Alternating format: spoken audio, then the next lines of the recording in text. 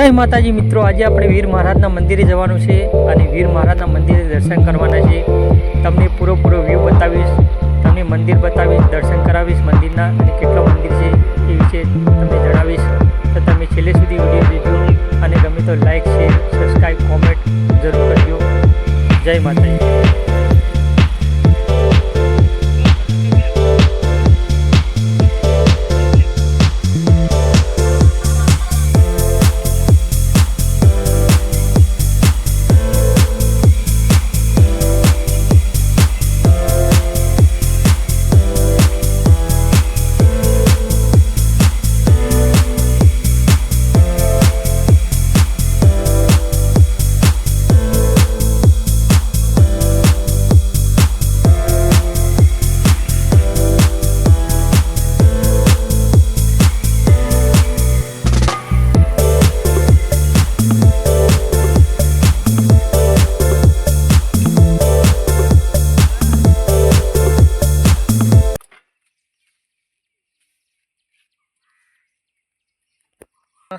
વીર મહારાજના મંદિરે આવી ગયા છીએ।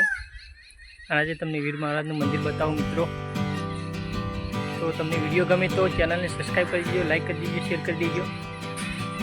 આ ટાઈપનો વ્યૂ છે અહીંયા। જય માતાજી મિત્રો, તમે આ મંદિર જોઈ રહ્યા છો એ મંદિર વીર મહારાજનું મંદિર છે।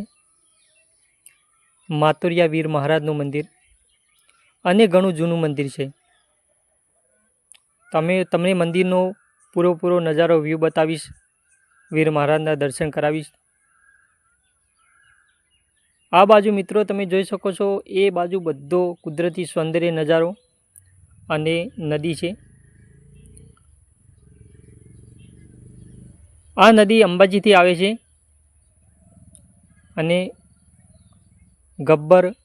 અંબાજી ગબ્બર કહેવાય, એના પાછળથી નદી આવે છે।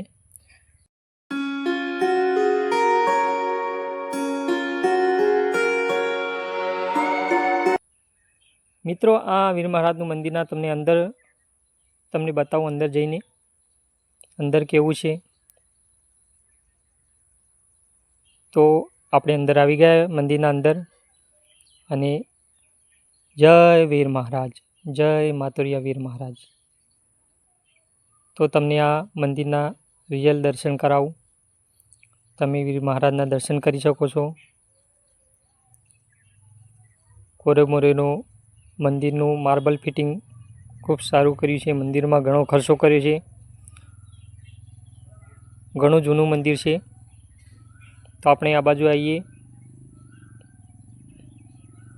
તો આ બાજુ તમને બતાવું, આ બાજુ બે મંદિર છે।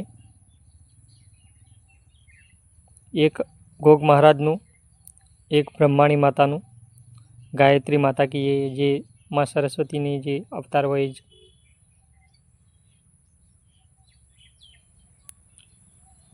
આ બાજુ મંદિર છે એ ગોગ મહારાજનું છે। આ તમને હાલ મંદિરમાં લઈ જઉં છું, એ મંદિર ગોગ મહારાજનું છે। જય ગોગ મહારાજ। તો મંદિરનો દરવાજો વાંકેલો છે, એટલા માટે તમને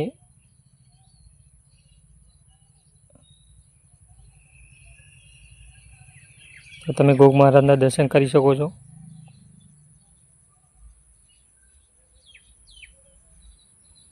આ બાજુ મહાગાયત્રી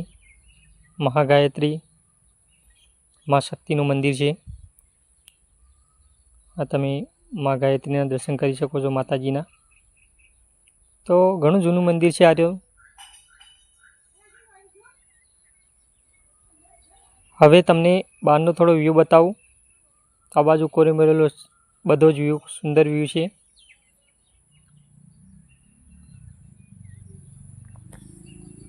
જો તમને આવા વિડીયો ગમતા હોય તો ચેનલને સબસ્ક્રાઈબ કરજો, લાઈક કરજો, શેર કરજો અને જય માતાજી લખી દેજો, જય વીર મહારાજ લખી દેજો, જય ગોગા લખી દેજો, જય ગાયત્રી માતાજી લખી દેજો અને જય માતાજી લખજો।